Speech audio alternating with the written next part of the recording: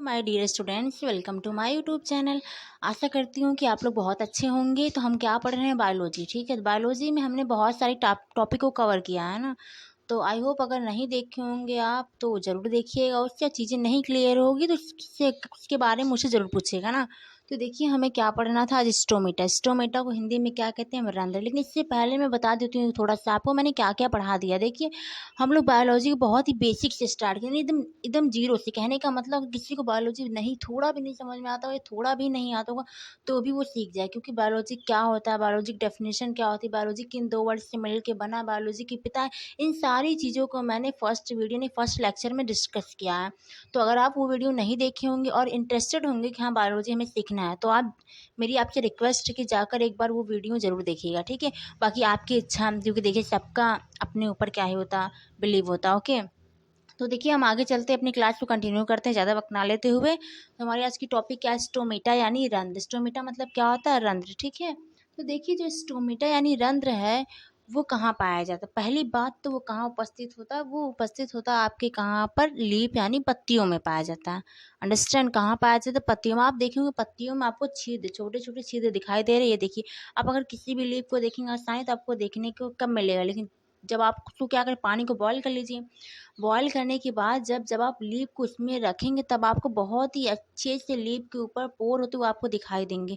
जिस प्रकार हमारी बॉडी से स्वेट यानी पसीना निकलने के लिए उसमें छोटे छोटे पोर यानी छिद्र पाए जाते हैं, उसी टाइप से जो प्लांट में भी गैसों का आदान प्रदान होने के लिए क्या पाया जाता है? छिद्र पाए जाते हैं। ठीक है, यही छिद्र को जब आप जूम करके देखते हैं तो वो कुछ इस टाइप से दिखाई देती है। ये आपको दिखाई दे रहा है कुछ इस टाइप से। इसको क्या कहते हैं? स्टोमेटा यानी रंध्र कहते हैं। ठीक है, क्या कहते हैं उसे? हम रंध्र कहते हैं।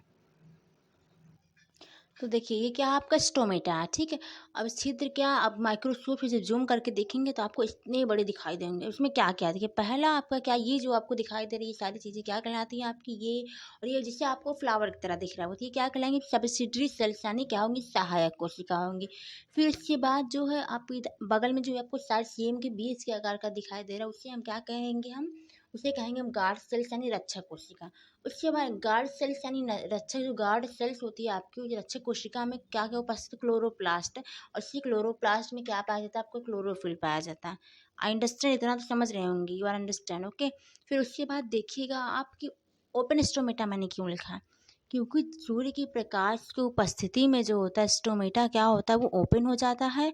और जब सूर्य का प्रकाश नहीं होता है तो स्टोमेटा क्या होता है? क्लोज हो जाता है। इतना आप अच्छे से जानते हैं। ठीक है, इतना आप क्लियर हैं।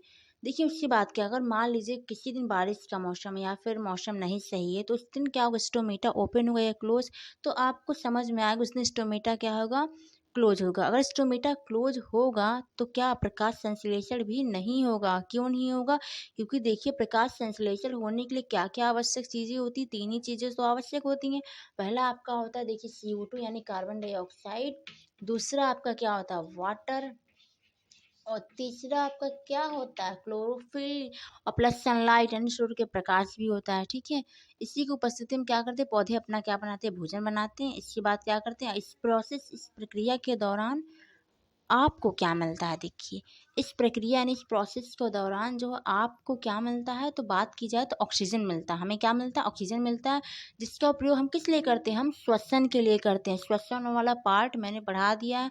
श्वसन किसे कहते हैं, श्वसन की डेफिनेशन क्या होती है, किस कौन कौन से वे यानी कौन कौन से रास्ते होते हैं श्वसन के, बहुत ही अच्छे से मैंने डिस्कस किया। अगर आप नहीं देखे होंगे तो फिर ज़रूर देखिए, एक बार समझ में ऑलमोस्ट ज़रूर आएगा आपको। ठीक है, तो हम यही कहना चाहते हैं कि आप जो चीज़ें नहीं समझ में, एक बार देखिए, कोशिश कीजिए। अगर नहीं समझ में आया तो मुझसे पूछा करिए, मैं कमेंट में बताऊंगी ज़रूर। ओके, फिर उसके बाद देखिए क्या होता है।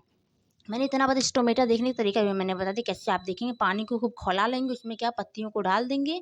उसके बाद आप देखेंगे उसमें छोटे छोटे छिद्र आपको दिखाई देंगे, वही क्या होता है? स्टोमेटा होता है। अब जिसके पास माइक्रोस्कोप वो आसानी से माइक्रोस्कोप से देख लेगा, और जिसके पास नहीं होगा वो नहीं देख सकता है। ठीक है, तो इसके बाद देखिए मैंने क्या बताया, छोटे छोटे छिद्र को जब हम माइक्रोस्कोप की सहायता से देखेंगे तो वो किस टाइप से दिखाई देते हैं? वो जो होते हैं इस टाइप से, इतने बड़े दिखाई देते हैं ना।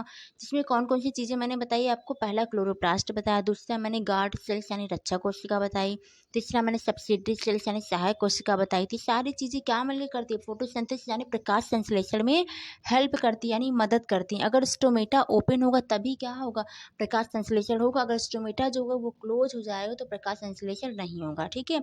अब स्टोमेटा क्लोज होगा तब प्रकाश संश्लेषण नहीं होगा। लेकिन अब देखिए येलो वाली जो लाइट हो तो इसकी उपस्थिति में भी थोड़ा बहुत क्या प्रकाश संश्लेषण जो होता है थोड़ा बहुत हो सकता है ना। लेकिन जो आपकी एलईडी बल्ब आती है, फिर एलईडी का फुल फॉर्म क्या होता है, देखिए एलईडी का फुल फॉर्म होता है लाइट इमिटिंग डायोड। क्या होता है, लाइट इमिटिंग डायोड, ठीक है। देखिए मुझे ये लगता है कि जो चीज़ें अगर वर्ड आप जो बोलते वक्त वो आ जाए उसकी चीज़ें वो चीज़ आपको उसका मतलब उसकी मीनिंग तो ज़रूर पता रहनी चाहिए ना। तो मुझे लग रहा है कि आपको ये चीज़ें समझ में आई होंगी कि प्लांट कैसे लेप कैसे होती है। लेप में छोटे-छोटे पोर किस टाइप से माइक्रोस्कोप से ज़ूम करने के दिखाई देते हैं। स्टोमेटा का क्या वर्क होता है? सबसे पहले आप लिखें स्टोमेटा का पहला कार्य क्या होता है? ये गैसों के आदान-प्रदान में हेल्प करता है। कहने का ये मतलब ये ऑक्सीजन को लेता है कार्बन डाइऑक्साइड को लेता है और ऑक्सीजन को क्या करता है, रिमूव करता है। दूसरा ये क्या करता है, ये वाष्पोत्सर्जन में हेल्प करता है। अब वाष्पोत्सर्जन किसे कहते हैं? देखिए वाष्पोत्सर्जन वह प्रक्रिया है जिसमें पौधे को जितनी आवश्यकता होती है पानी की यानी खाना बनाने के लिए उतना पानी वो रख लेता है। बाकी जो पानी बचा हुआ होता है वो इसके वायवीय भागों यानी यही सब तो वायवीय भाग छोटे-छोटे पोर है उसी के साइड क्या वो बाहर निकल जाता है। जैसे हमारे आप में होता है पसीना है तो पसीना पानी से हम पानी पीते हैं तो हमारे अंदर पानी की जितनी आवश्यकता होती है उतना पानी तो हमारी बॉडी एब्जॉर्ब कर लेती है। बाकी जिसकी आवश्यकता नहीं है तो वो यूरिन के रूप में निकल जाती है या फिर हम स्वीट यानी पसीने के रूप में बाहर आ जाती है।